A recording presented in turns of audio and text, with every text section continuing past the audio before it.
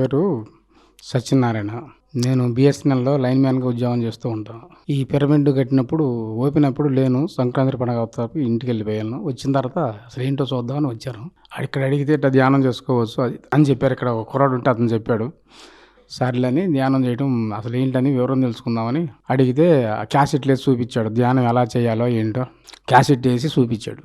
అప్పుడు ఓపెనింగ్ అప్పుడు పత్రిజీ గారు వచ్చినాయి అవన్నీ చూశాను. చూసిన తర్వాత ఆ విధంగా ధ్యానం చేస్తే ఇట్లా ఆరోగ్యం బాగుంటుంది. ఆయన ప్రసంగం కూడా విన్నాను ఆ క్యాసెట్ ద్వారా. సరే ధ్యానం చేయొచ్చు అంటే సరే రోజు చేయటం మొదలుపెట్టాను. దాంతోపాటు ఈ మాంసాహారం అనేది మానేయాలని చెప్పారు. సరే అసలు మొదటి నుంచి పెద్దగా అలవాట్లేదు, అప్పుడప్పుడు తింటుంది తప్ప మాంసాహారం ప్రత్యేకంగా అలవాట్లేదు.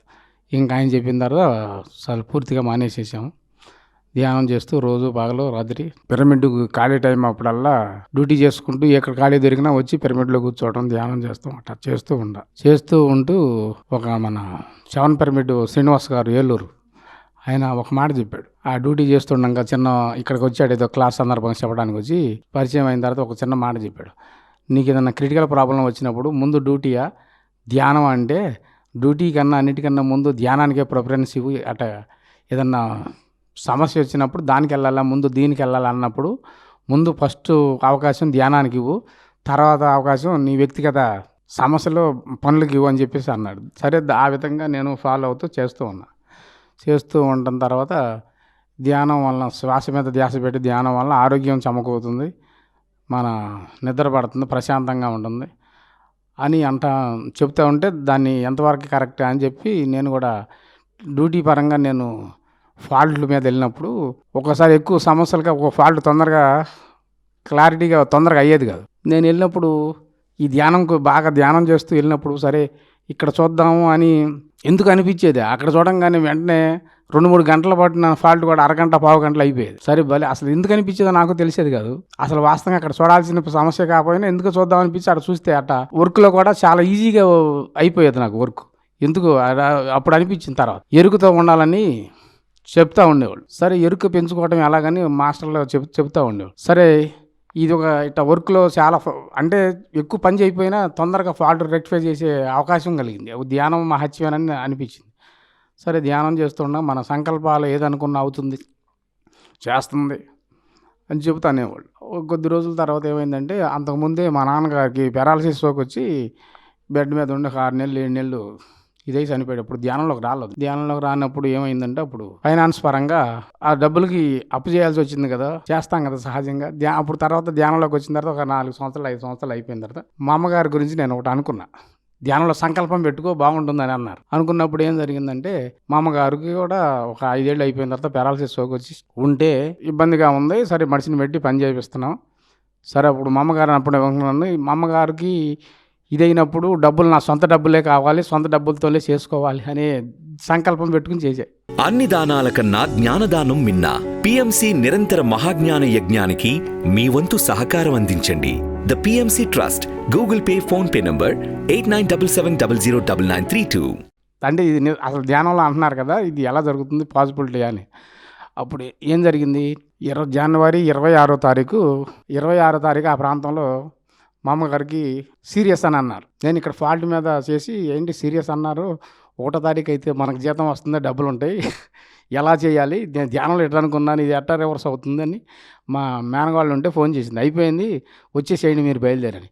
నేను ఇట్లా అనుకున్నాను కదా, అసలు కోమాలోకి వెళ్ళిపోయింది, మంచినీళ్ళు పోసిన బయటకు వచ్చి అతను ఏం తాగట్లేదంటే నేను ఇట్లా అనుకున్నాను కదా, ఎందుకు జరుగుతుంది, ఇట్లా జరగకూడదు కదా అని అనుకుని జయ గారికి సెలవు చెప్పాలి కదా, సెలవు కూడా చెప్పాలి. సరే 12 గంటల తర్వాత వెళ్దాం అనుకున్న తర్వాత మళ్ళీ వెంటనే జయ గారికి చెబుదాం మళ్ళీ మా మేనగాడు ఫోన్ చేసి రావద్దులే, అరటిపండు ఉంది, మజ్జిగ తాగింది, మళ్ళీ కళ్ళు తెరిచి చూస్తున్నా రావద్దులే అంది. సరే మొత్తం మీద పని చేసిందిలే అనుకుని తర్వాత అదే నెలలో 26వ తారీఖు అయిపోయిన తర్వాత అంటే 1వ తారీఖు తర్వాత నా దగ్గర డబ్బులు ఉన్నప్పుడే జరగాలని అనుకున్నా. యాక్టివ్ అంటే అసలు జరుగుద్దా లేదని మన పరీక్షలాగా అనుకునేదానికి తర్వాత 4వ తారీఖుని 1వ తారీఖు అయిన తర్వాత ఏం జరిగింది, నేను ఏటీఎం దగ్గరికి వెళ్తే ఏటీఎంలో డబ్బులు డ్రా చేద్దామంటే కార్డు కింద పడిపోయింది. ఎందుకు ఇట్లా జరిగిందని ఆ రోజున మానేసేసాను. తర్వాత మళ్ళీ తర్వాత వెళ్ళాను. తర్వాత వెళ్తే బాగా రష్గా ఉంది, జనం బాగా ఉన్నారు. తర్వాత ఎందుకంటే అప్పుడు మానేసి తర్వాత 3వసారి మళ్ళీ వెళ్తే ఆ ఏటీఎం పని చేయటం మానేసింది. ఓహో ఇదేదో తేడా ఉంది, ఎరుకంటే ఇదే కదా, దీన్ని తీయకూడదు మానేయాలని చెప్పేసి మానేసేసాను. అంటే ఎరుకు అనేది అప్పుడు గుర్తించాను. ఈ బహుశా ఏటీఎంలో డబ్బులు తీయకూడదు, ఏందో దీని అవసరం ఉందని మానేస్తే 3వ తారీఖు తర్వాత 4వ తారీఖుని మామగారికి సీరియస్గా ఉంది. అప్పుడు డబ్బులు తెలిసింది నాకు. ఎరుగుతో గుర్తించి ఇక తీయటం మానేశాను. అప్పుడు వెంటనే సీరియస్ అయిపోయింది. వచ్చేయండి అంటే ఇక మధ్యాహ్నం నుంచి కారేసుకెళ్ళాం. వెళ్ళే ముందు ఏం చేశారంటే, నేను సొసైటీలో లోన్ పెట్టా, ఒక 6 లక్షలు 7 లక్షలు. ఆ లోన్ పెట్టినప్పుడు అతను అన్నాడు, కొద్ది రోజుల తర్వాత వస్తుంది, బహుశా 4 రోజులు పట్టవచ్చు, 10 రోజులు పట్టవచ్చు, ఇబ్బంది అన్నాడు. అనేదానికి సరే కాగితాలు ఇచ్చి వెళ్ళిపోయాను. వెళ్ళిపోయిన తర్వాత ఒక 15 రోజులు 16 రోజులు దాకా రాకూడదుగా, సెలవులో ఉంటాను కదా. ఉన్నప్పుడు ఏం జరిగింది, అప్పుడు సరే 10 రోజుల తర్వాత మా ఊరి నుంచి ఆవనగడ్డ వచ్చాను. ఆవనగడ్డ నేను ఇంకో కుర్రోడు కలిసి పెట్టాం లోన్ పెట్టినప్పుడు లోన్ శాంక్షన్ అయింది, వచ్చి డబ్బులు తీసుకెళ్ళమని ఫోన్ చేశాడు. ఇది ఇంకా 4 రోజులు ఉందన్నమాట. ఏదో కర్మ అంటారు కదా, ఖర్చు పెడతానికి డబ్బులు ఖర్చుకి. అప్పుడు ఆ టైంలో నా చేతుల్లో దాదాపు 6 లక్షల చిల్లర యాదృశ్యంగా మనం సంకల్పం పెట్టాం కదా, అనుకున్నట్టుగా వచ్చినాయి. అంటే వాస్తవంగా అది రావాల్సిన టైం కాదు. అప్పుడు అనిపించింది నాకు, ఒక ధ్యానంలో అనుకున్నాను కదా, ఈ ఎనర్జీ అలా పనిచేసింది నాకు అని చెప్పి అనుకున్నాను. ఈ రియల్గా జరిగింది అనమాట. ఎందుకంటే అప్పుడు అయిపోయిన మనిషి కాదు, అవ్వకూడదు కదా, ఈ వారం రోజులు డబ్బులు వచ్చేదాకా ఉండాలంటే దాదాపు ఒక గంటకే అయిపోయిందని క్లారిటీ వచ్చిన మనిషి వాళ్ళ కళ్ళు తెరిచి అరటిపండు తిని ఇంకో వారం రోజులు రిలీఫ్ అయ్యి మళ్ళీ వారం రోజుల తర్వాత ఇది అయింది. వారం రోజుల తర్వాత అయిపోయిన తర్వాత డబ్బులు ఏదో జీతం డబ్బులు ఉన్నాయి అంతవరకే కదా.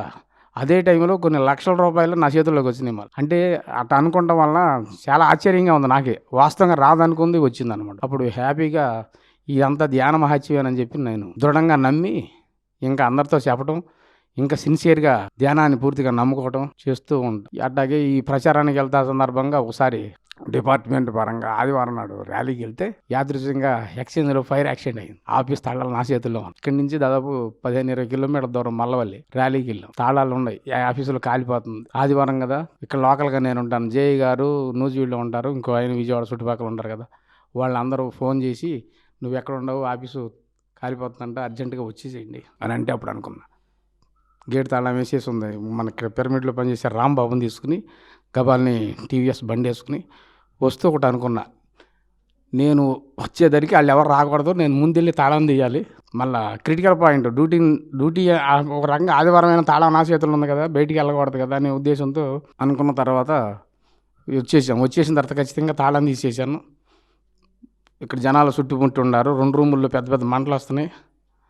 గ్యాస్ సిలిండర్ ఉంది, అది ఓపెన్ చేశాను. ఓపెన్ చేసి ఇసుక చల్లుతున్నాను, ఒక పక్కన ఇంకొక అది పెడుతున్నాం, మంటలు ఆడుతున్నాం.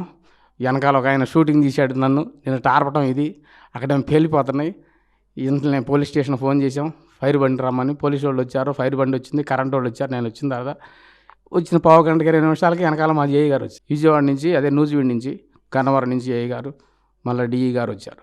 ఇదంతా లైవ్లో నేనేదో మంటలో సాహసం చేసి ఆడిపినట్టుగా షూటింగ్ తీస్తే మా డిపార్ట్మెంట్లో లైవ్లో మనగా ఉంటుంది కదా ఇంటర్నెట్, దాంట్లో పెట్టేసేస్తే ఇక్కడేమో జనం మీరు వెళ్ళబాకండి, మంటలో ఇది అవుతారు, మీరు ఇది అవుతుంది, కాలి పేలుతున్నాయి, వెళ్ళిపోతుంటే ఆ విధంగా చేసిన తర్వాత ఆ విధంగా అది ఈజీగా ఏదో నేను సాహస వీరులాగా వాస్తవంగా చేసింది నేను చాలా మిస్టేక్. అక్కడ ఆ మిస్టేక్ని నాకు అనుకూలంగా ధ్యానం మార్చింది నిజం చెప్పాలంటే. అంటే ధ్యాన ప్రచారానికి వెళ్ళడం అన్న కానీ ఏమన్నా కానీ అదే సంవత్సరం మళ్ళీ నాకు జిల్లా లెవెల్లో ఫస్ట్ బెస్ట్ వర్కర్ అని ల్యాండ్లైన్ కనెక్షన్ ఎక్కువ ఇచ్చినట్టు బెస్ట్ వర్కర్ లాగా ఏది చేసింది, దీనికి ఆ విధంగా వచ్చింది. ఇదంతా ధ్యానం శక్తి అని నాకు అనిపించింది అనమాట. అప్పటి నుంచి ఈ రోజు వరకు కూడా నేను నో డాక్టర్ నో మెడిసిన్.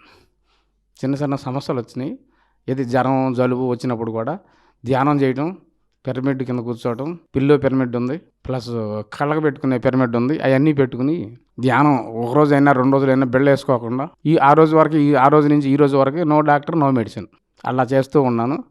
ఆ విధంగా నో డాక్టర్ నో మెడిసిన్ పూర్తిగా తూచే తప్పకుండా పత్రిజీ గారు చెప్పినట్టుగా, గురుగారు బ్రహ్మర్షి పత్రిజీ గారు చెప్పినట్టుగా నేను ఈరోజు వరకే ఆచరిస్తున్నా. నో డాక్టర్ నో మెడిసిన్ అనే విషయాన్ని, ఏదన్నా సమస్య వచ్చినా ధ్యానంలో కూర్చోవడం, ధ్యానం చేయటం, ధ్యానంలోనే పరిష్కారం చేసుకోవటం జరుగుతుంది. తెలిసిన వాళ్ళందరికీ చెప్తున్నా. అట్లాగే కొద్ది రోజులు దేవి నవరాత్రులప్పుడు పత్రిజీ గారు విజయదశమికి ఒక స్టేట్మెంట్ ఇచ్చాడు. వారం రోజులు రైత్రిపోలు ధ్యానం చేయాలన్నప్పుడు అందుకని నేను అంతకు ముందు రోజు నుంచి మొదలుపెట్టాను. ఆ దేవి నవరాత్రులు వారం రోజులు అంటే ఇక నేను పూర్తిగా పగలేమో డ్యూటీ, నైట్ ఏమో తెల్లవారులు ధ్యానం చేద్దాం, దాంతోపాటు ఆహారం తీసుకోవడం, అల్లపాహారం తీసుకోవడం అని అనుకున్న తర్వాత ఖచ్చితంగా ఆ సంవత్సరం ఏం జరిగింది, విజయదశమికి నేను అనుకున్న స్టేట్మెంటే పత్రిజీ గారి నోట వచ్చింది. అసలు నాకు ముందు ఎలా తెలిసింది, ఇది నేను ఎలా అనుకున్నాను అంటే, అప్పుడు విజయదశమి సందర్భంగా ఈ వారం రోజులు అమ్మవారి ఉపవాసంలాగా మనం ధ్యానం చేయాలి రాత్రి పగలు అని చెప్పేసి అన్నారు. నేను మొదలుపెట్టి 9 రోజులు 10 రోజులు అనుకున్నది దాదాపు 6 నెలలు 200 రోజులు చేశాను రాత్రి పగలు. అసలు అంటే 200 రోజులు ఎలా చేశానంటే, ఇక వెన్నుపోస ఎప్పుడు నిలువుగా ఉండటమే, నేల మీద సాపీగా పడుకునే పని లేదు. వెన్నుపోస నిలువుగా అంటే రాత్రిపూట భోజనం చేసిన తర్వాత కాసేపు ఏదన్నా ధ్యాన పుస్తకాలు చదువుకోవడం, కుర్చీలో కూర్చోవడం, ఫ్యాన్ వేసుకోవడం, పక్కన వాటర్ బాటిల్ పెట్టుకోవడం, ఈయన పొద్దున్నే పాలమ్మాయి వచ్చి నన్ను నిద్ర లేపడం తప్ప అప్పుడు వరకే 200 రోజులు చేశాను. ఇంట్లో వాళ్ళు కంగారు పడిపోయి మరి అయితే యోగం అయిపోయినా మా పని ఎట్టాగంటే, ఇక అప్పుడప్పుడు పడుకోవటం, ధ్యానాన్ని అంటే తెల్లవార్లు కూర్చోవడం తగ్గించేసి, ఎట్టాకు మనం డ్యూటీ కూడా చేయాలి కదా, ఇంకా డ్యూటీలో ఉన్నాను ప్రస్తుతం. ఆ విధంగా చేసుకుంటూ ఆరోగ్యంగా ఆనందంగా సమస్యలు అనేది అధిగమిస్తూ, సమస్యలు లేకుండా ఉండవు కదా, చాలా ఈజీగా దూది పిందిలాగా పెద్ద సమస్యలు ఉన్నా కూడా అవేం పట్టించుకోకుండా ఆనందంగా కాలక్షేపం చేస్తూ అందరికీ ధ్యానం చెబుతూ, ఏదన్నా సమస్య వచ్చినప్పుడు ఎక్కువసేపు ధ్యానంలో కూర్చోవడం. మీరు ధ్యాన జ్ఞాన ప్రచారం చేయాలనుకుంటే లక్షలాది మంది ఆదరిస్తున్న PMC ఛానల్తో భాగస్వాములు కండి. The PMC trust Google pay phone pay number 8977009932. దాన్ని పరిష్కారం సొల్యూషన్ అదే మనకి థాట్ రావటమో లేకపోతే ఇన్నర్ నుంచి రావటమో. ధ్యానంలో కూడా ఇలాంటి అనుభవాలు చాలా వచ్చినాయి. పత్రిజీ గారు అంటే పక్షిలాగా ఎగిరిపోవాలన్నప్పుడు అయ్యి చాలాసార్లు అలా జరిగింది నాకు. గగనపు పక్షిలాగా ఎగిరిపోవాలి ధ్యానంలో కూర్చుని అంటారు చూడండి, అసలు రియల్గా చాలాసార్లు నేను అది ఆనందంగా అనుభవించాను. అలాంటి ఇక్కడి నుంచి అక్కడికి ఎగరటం, అక్కడి నుంచి ఇక్కడికి ఎగరటం అనేది జనాలందరూ చూసి తప్పెట్లు కొడతాం, నేను ఎగిరిపోతుంటాను చెప్పటం, అక్కడి నుంచి ఎగిరిపోవటం చాలా అద్భుతంగా. ఇది మన ఈ యాత్ర అంటారు చూడండి, సూక్ష్మలోక యాత్రలు చేసినట్టు చాలా చాలా అనుభవాలు జరిగినాయండి. ఇది అందరికీ చెబుతాం, ఈ PMC గురించి చెప్పటం. డ్యూటీ వృత్తిపరంగా కస్టమర్ల దగ్గరికి వెళ్తాం కానీ వాళ్ళ ఇంట్లో వాళ్ళకి చెప్పడం, ఆరోగ్యం గురించి ఇట్లా ధ్యానం చేసుకోండి అనడం, పాంప్లెట్లు ఉంటాయి ఇవ్వటం. మీరు టీవీలో PMC ఛానల్ వస్తుంది పలానా 7894 ఇట్లా APFiber ఇవి ఉన్నాయి కదా, ఈ నెంబర్లు చెప్పి వాళ్ళకి ఆన్ చేసి చూపించి చేసుకోమంటాం. వాళ్ళు కూడా చేసుకుంటాం. చాలామంది కనెక్ట్ అవుతూ ఉన్నారు. ఈ ఆదివారం ప్రతి నెలలో ఒక రోజు ర్యాలీ జరుగుతుంటే ర్యాలీకి రావటం, ఈ పిరమిడ్లో ఏదైనా ముఖ్యమైన కార్యక్రమాలు అయినప్పుడు పాల్గొంటూ ఇట్లా కాలక్షేపంగా అందరికీ చెప్పుకుంటూ. అసలు మొదటి నుంచి మాంసాహారం అనేది మా ఇంట్లో కుటుంబ పరంగా తక్కువ తింటాం. సంవత్సరం మొత్తం మీద 2 సార్లు 3 సార్లు జరిగేది. అది ప్రత్యేకంగా నాకు ఏమీ అనిపించలేదు దాని మీద. ఇంట్లో వాళ్ళు కూడా కొంచెం మాంసాహారం ఎక్కువైతే నేను చెప్పడం వల్ల కోడిగుడితో సహా పూర్తిగా అన్నీ మానేసేసాం. మాంసాహారం తినకోకుండా ఉండటం వల్ల ఆరోగ్యపరంగా సమస్యలు లేకుండా చాలా హాయిగా ఉంటుంది. ధ్యానం వల్ల ఏంటంటే మనం ఎంత పని చేసినా ఫ్రీగా ఉంటుంది, ప్లస్ నిద్ర లేకపోయినా సమస్యగా ఉండలేదు. ఆకలి కూడా పెద్దగా అనిపించదు. ఒక రకంగా ఆహారం గురించి కూడా పెద్దగా యావగేషన్ అంటే దాని మీద అనిపించుకోకుండా ఏదొచ్చినా సర్దుకుపోదాం, ఈజీగా ఫ్రీగా తీసుకోవటం అలవాటైంది బాగా. రేపు పత్రిజీ గారు వస్తున్నారు ఇక్కడికి కృష్ణా పుష్కరాలకి, మీరు ఇంట్రెస్ట్ ఉండేవాళ్ళు రండి, కడవాళ్ళు వచ్చి ఇచ్చేయండి అని చెప్పేసి అంటే, సరే ఆ రోజున వచ్చాం కదా, మరుసటి రోజున వద్దామని నేను అతను అనుకున్నాం. ఆ రెండో రోజున కూడా వెళ్ళాం. పత్రిజీ గారితో పుష్కర స్నానాలు చేసాం. పుష్కర స్నానాలు చేసేటప్పుడు మేము గట్టి సంకల్పం ఒకటి పెట్టుకున్నాం, పత్రిజీ గారితో కలిసి మేము స్నానం చేయాలి. ఇది ముందు రోజునే అంటే రేపు వస్తారని మాకు తెలిసింది కదా, రేపు పత్రిజీ గారితో కలిసి మనం స్నానం చేయాలంటే అప్పుడు దాదాపు ఒక 2000 మంది దాకా వచ్చారు. మేము వెళ్ళాం, అందరూ లైన్గా మెట్ల మీద ఉంచున్నాం. ట్రిప్కి ఒక 20 మందిని 30 మందిని స్నానం చేసేసి పంపించేస్తున్నారు. పత్రిజీ గారికి అందరూ కాళ్ళకు దండం పెట్టేసి వెళ్తూ ఉన్నారు. నమస్కారం చేసి సెకండ్ ఇచ్చేవాడు సెకండ్ ఇస్తున్నారు, నమస్కారం చేసేవాడు చేసి వెళ్తున్నారు. సరే అందరిని వెళ్ళిపోండి అన్నారు. మమ్మల్ని కూడా వెళ్ళిపోండి అంటే మేము ఎడంగా కూర్చున్నాం, స్నానానికి సిద్ధమే రెడీగా. సరే వెళ్ళిపోదాం అన్న తర్వాత ఇక్కడ గొడవ చేస్తున్నారు, మీరు కూడా వెళ్ళిపోండి అంటే మేము లెగిసాము. మేము లెగిసి ఇటు వెళ్తే లోపల పత్రిజీ గారు కూడా లెగిసి పుష్కర స్థానానికి వచ్చారు. ఇటు తిరిగి చూసేసరికి ఆయన వెళ్తున్నారు, ఇక ఆయన వెనకాల వెళ్ళిపోయాం. అప్పుడు మేమును మన ఒక 5-6 10 మంది మాత్రమే ఉన్నారు, వాళ్ళతో పాటు మేము వెళ్ళాం. పత్రిజీ గారితో పాటు మేము అనుకున్న దానికన్నా అద్భుతంగా జరిగింది పుష్కర స్థానం. పత్రిజీ గారు స్నానం చేసేటప్పుడు అది ఒక నీటిలో మునిగేటప్పుడు చేప పిల్లలాగా ఇట్లా వెనక్కి పడిపోవడం చేయటం చూస్తే ఒకసారి మాకు అదృష్టం కలిగింది. మేమిద్దరు ఉండగా మా పక్కన పడితే మేము పత్రిజీ గారిని చేత్తో పుస్తకం లేవడం అద్భుతమైన అవకాశం కలిగింది. పత్రిజీ గారితో మాత్రం పుష్కర స్నానం చేయటం జీవితంలో అది మర్చిపోలేని అద్భుతంగా నాకు అనిపించింది ఆ రోజున మాత్రం. అంటే ఒక 6 ఉన్నాం. ఒకసారి అవకాశం మాకు వచ్చిందనమాట. పత్రిజీ గారిని చేత్తో పుచ్చుకుని నీళ్ళల్లో ఉండగా ఆయన పక్కన నుంచుని స్నానం చేయటం అనేది. ఇది అలాగే పత్రిజీ గారి గురించి ఏదన్నా అనుకున్నా కూడా ఆయన కళ్ళ రూపంలో కనపడి దర్శనం చేయటం ఒకసారి అంటే ప్రత్యేకమైన అనుభవం. ఇది అసలు విశేషమైన అనుభవం నాకు మార్చడం కోసం. అంటే ఒక రకంగా నాకు నోటి తొందర ఎక్కువగా ఉంటాం. అంటే గబాలు ఇంట్లో వాళ్ళని ఏది పడితే అది అనేయటం, తర్వాత ఎందుకన్నానా అని బాధపడతాం. అక్కడ జరుగుతుంటే ఒకసారి ఏదో అనకూడని మాట అన్న ఇంట్లో, ఆమె చాలా ఫీల్ అయిపోయింది. అంతకన్నా ఎక్కువ నేను ఫీల్ అయిపోయా. ఆ రోజు ధ్యానం చేసి అసలు ఏం చేయాలో అర్థం కాల. అంటే బాగా ఏదో మన మాట తొందరలో భార్య కదా అని మనం స్వతంత్రంగా అంటాం, ఆమె చాలా బాధపడతాం. తర్వాత అప్పటికే ధ్యానం చేస్తూ ఉన్నాను నేను. బాగా ధ్యానం చేస్తున్నావు, ఈ మాట ఏంటి అన్నావు అని నన్ను అంటాం. నేను ఆ రోజు నిద్ర పట్టకుండా ఉంటాం. చాలా అసలు ఏదో అంటారే, ఇంట్లో మన కుటుంబ సభ్యుల కన్నా ఇదైపోయినంత బాధ కన్నా ఎక్కువ బాధ కలిగింది. ఎందుకనో ఆ రోజున అప్పుడు పత్రిజీ గారిని నేను పూర్తి స్థాయిలో చూడాలి. అసలు ఆ రోజున పత్రిజీ గారు మా ఇంటి దగ్గరికి వచ్చి కూర్చుని ఉంటే అందరూ కాళ్ళకు దండం పెట్టి వెళ్ళిపోతున్నారు సెకండ్ ఇచ్చుకుంటూ. వాళ్ళందరూ మా ఇంటి దగ్గరే రియల్గా జరిగింది అది. అప్పుడు నేనేం చేశాను, సరే అందరు వెళ్ళిపోతున్నారు, అందరు వెళ్ళిపోయిన తర్వాత నేను వెళ్ళిపోయిన తర్వాత కాళ్ళ దగ్గర సెకండ్ ఇచ్చి కాళ్ళకి దండం పెట్టి తక్కువ ఉంచున్నా. అప్పుడు పత్రిజీ గారు ఏమన్నారు, నన్ను నోటితో పెట్టుకో అన్నాడు. అప్పుడు నాకు అర్థమైంది, అంటే నోరుని అదుపులో పెట్టుకోవట్లేదు కాబట్టి నోరు అది అయిపోయిన 6 నెలలకో సంవత్సరానికో పత్రిజీ గారు వస్తే ఆయన చెప్పింది రియల్గా నేను చేశాను అన్నమాట. ఇది పత్రిజీ గారితో ఇది మహా అద్భుతమైనటువంటి అనుభవం నాకు. అప్పటి నుంచి నోటిని అదుపులో పెట్టుకోవడానికి చాలా వరకు అసలు ఏ మాట మాట్లాడుకోకుండా, ఏదైనా పొరపాటున మాట్లాడకపోయినా వెంటనే ధ్యానంలోకి వెళ్ళిపోయి క్షమించమని అనటం, వాళ్ళని క్షమించమని, ఆత్మని క్షమించమని అనటం. ఒక పొరపాటున నోరు జారినా కూడా వెంటనే క్షణంలోనే అట్ట చేసుకుంటూ ఆనందంగా కాలక్షేపం చేస్తూ ఇదిగా ఉన్నాను.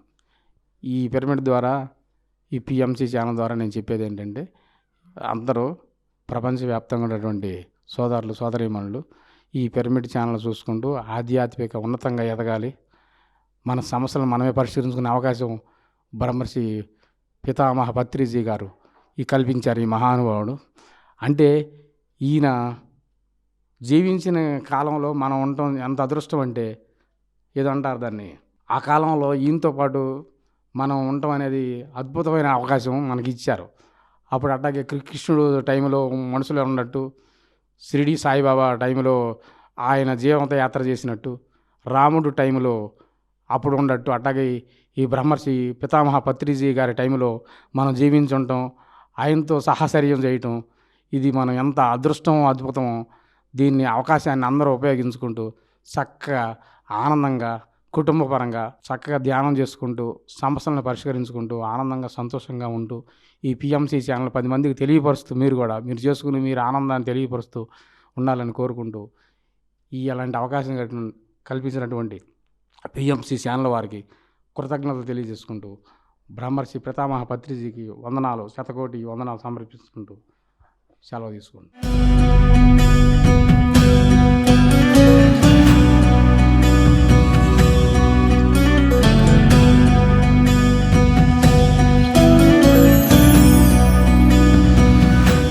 ఉన్న స్థితి నుంచి ఉన్నత స్థితికి తీసుకువెళ్లే మార్గాన్ని సూచించే అద్భుతమైన కార్యక్రమాలను అందిస్తున్న పిఎంసి ఛానల్ కు మీ వంతు సహకారాన్ని అందించండి. The PMC trust. Google pay, phone pay number 8977009932.